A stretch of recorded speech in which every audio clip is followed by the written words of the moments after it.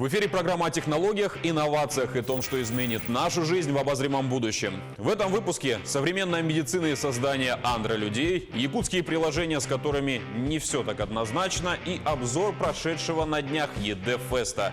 Обо всем этом и не только в ближайшие несколько минут. Поехали! Сразу скажу, что прошедшую презентацию Apple мы разбирать не будем. Еще месяц назад рассказали все самые вероятные инсайды, которые, в общем, и подтвердились. Единственное более-менее заметное обновление – это камеры, но именно это и навело на мысль. А вы когда-нибудь задумывались, сколько мегапикселей имеет человеческий глаз? Оказалось, что наша сетчатка обладает примерно 5 миллионами цветных рецепторов, что в переводе на пиксельный язык равняется всего лишь 5 мегапикселям. Не самый продвинутый показатель по сравнению с современными устройствами, не так ли? Но наши глаза имеют еще около 100 миллионов монохромных рецепторов. С помощью них мозг анализирует поступающую информацию об окружающем пространстве. Кроме того, в отличие от той же фотокамеры, принимает информацию не статично, а в движении. То есть обладает неплохим таким стабилизатором, формируя общее панорамное изображение. И произведя вскупе все вычисления, эти показатели равны 576 мегапикселям. Неплохой такой объектив, не правда ли? Но нет предела совершенству человеческого организма, особенно с применением современных технологий. Швейцарские ученые создали беспроводной протез ноги с обратной связью. С новой искусственной конечностью человек может чувствовать движение колена, давление на стопу и рельеф поверхности. Это позволит ходить увереннее, ровнее и быстрее. Все работает благодаря специальным датчикам на протезе. Они в режиме реального времени передают данные через Bluetooth на контроллер, который закреплен на лодыжке. Этот контроллер кодирует данные в нейронные сигналы и отправляет их на имплант, который в свою очередь расположен в нервном окончании. Мозг при этом думает, что информация пришла от колена и ступни, а не от искусственной ноги. В общем, сайберпанк не за горами. Недавно лично столкнулся с рядом проблем в работе нашего регионального софта. И, почитав комментарии пользователей, понял, что проблема массовая. Поэтому давайте вместе попробуем достучаться до наших разработчиков.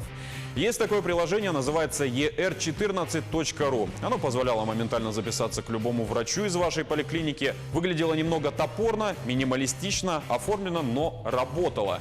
Но стоило перейти на другой телефон, и пошло-поехало. Вход теперь по регистрации на госуслугах, а не по СНИЛС. И именно это стало камнем преткновения.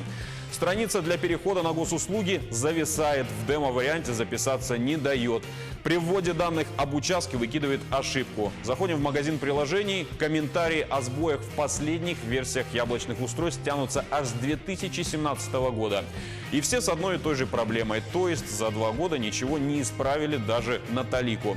Заходим на одноименный сайт, благо там войти через госуслуги все же удается, но при попытке записаться говорит, что это невозможно по техническим причинам. Тестировал этот баг в течение 2 недель, не изменилось ровным счетом ничего. А если смотреть на комментарии пользователей к приложению, то не меняется и в течение 2 лет.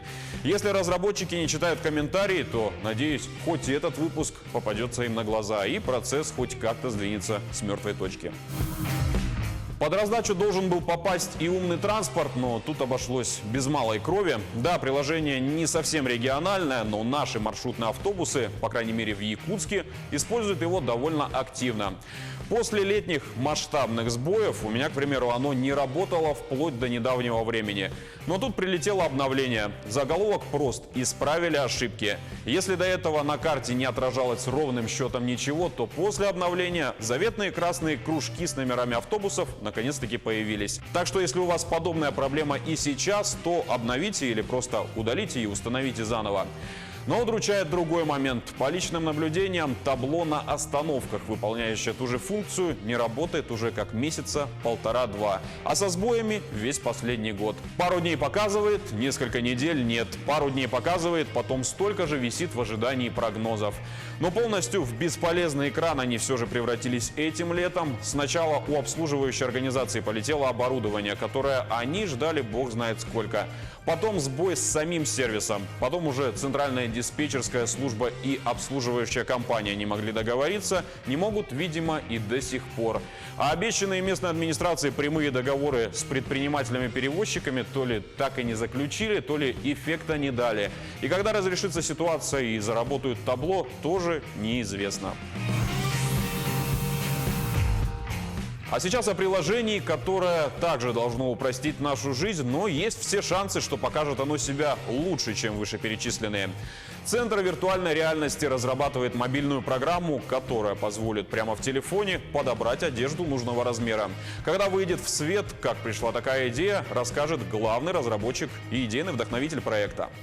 Ну, для начала, как вы видите, я нестандартного телосложения, и мне очень трудно подбирать одежду. По большей части, когда мы покупаем одежду, нам приходится ее перешивать, получается, укорачивать и так далее. И это была одна из таких конкретно моих болей. И потом я как-то подумал, что существует также большое количество людей, которые не являются моделью внешности, и, скорее всего, они не особо тоже закупаются специализированной одеждой.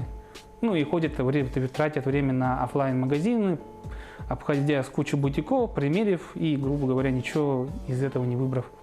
И я подумал, что неплохо было бы сгенерировать специализированное свое тело, на примере того же Симса, примерять на его одежду, и потом можно будет посмотреть его со стороны.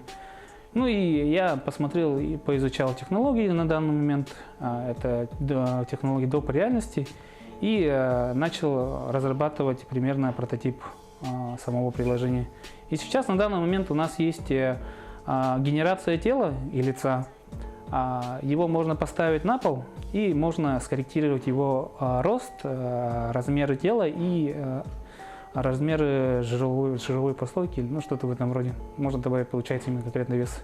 И это можно примерно так посмотреть со стороны, и я многих людей уже так опробовал. Ну и в принципе смотрится идентично. Сейчас мы на стадии улучшения самой технологии и процесса именно моделирования. На пол, то есть он работает в качестве проектора или как это происходит? Это получается, он распознает поверхность и ставится на этой местности.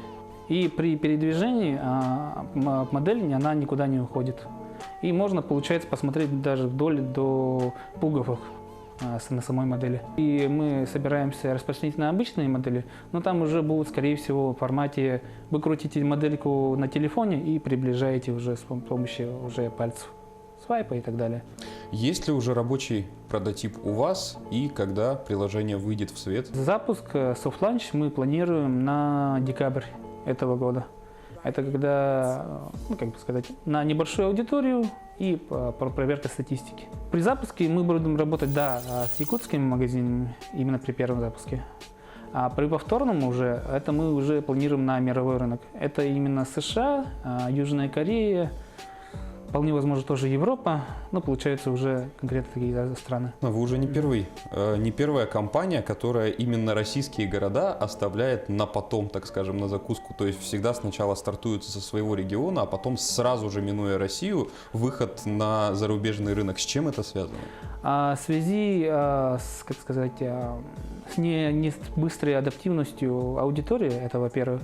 Во-вторых, у нас большинство все равно закупается именно в офлайн-магазинах. В США и Южной Корее там практически большая часть транзакций идет за счет онлайн-магазинов, и аудиторию там уже можно быстрее освоить, в отличие от той же России. Есть аналоги, там названий, по идее, их очень много, но у них используется уже не совсем доп. Реальность, а использование фотографий.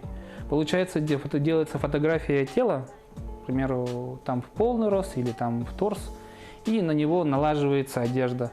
И также есть технологии именно на основе Kinect, но это нужно иметь Kinect сам, и его устанавливает такое специализированное зеркало. И так это очень дорого. Это не массово, это для чисто витринного формата, ну, для привлечения именно аудитории в офлайн-магазин. Сейчас на данный момент процент возвратов именно по несоответствию размеров около 40%. Это очень большой так называемый процент. И я помню, там на год на транзакции туда-сюда, обратно, одежда той же самой, уходит у магазинов в среднем 22 миллиарда.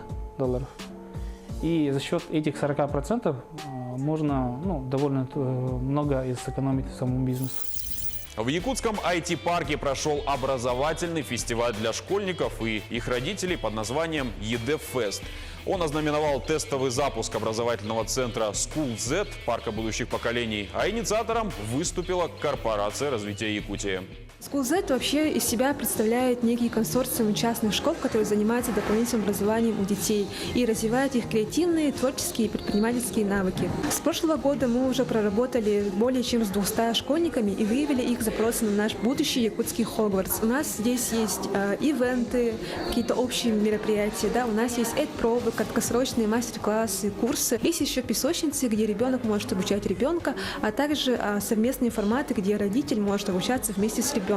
За 2 дня к нам поступило более 260 заявок. И самое отрадное то, что заявки были в большей части от детей. То есть мы увидели, что у детей есть запрос на такие подобные мероприятия. Мы планируем собрать некий отзыв от родителей, от детей в целом и понять, как же мы можем улучшить и как эффективнее проектировать наш якутский Хогвартс в будущем. Разные творческие и арт-студии, IT-школы, дом музыкантов. В общем, выбрать было из чего. По задумке, эти площадки должны не просто скрасить и занять досуг подростков, а стать шагом к будущему выбору профессии и частью подготовки к ней. Развить навыки, которых не хватало и которые пригодятся во взрослой жизни. ЕДФест, в общем, очень понравился.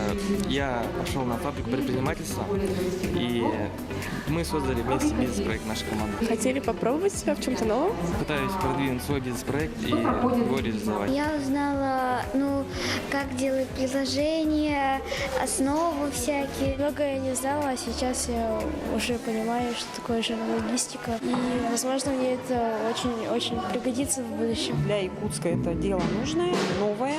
Так вот на одной площадке собрать несколько школ и презентовать разные направления для детей, это очень удачно и для родителей придумано, и для детей. В рамках фестиваля каждому школьнику предоставили возможность построить свое собственное расписание. Родителям же не просто рассказали о важности выбора профессии для ребенка. Самое главное, дали профессиональные советы построения диалога с подростком, финансовой грамотности и поведали об историях успеха выпускников Лайк-центр. В общем, Хогвартс стал реальностью и не где-то там, а у нас, в Якутске. На этом выпуск подошел к концу. Повторно идете на YouTube-канале Якутия24, в Instagram-аккаунте як24.ru. Оставляйте свои комментарии. Увидимся ровно через неделю. Всего доброго.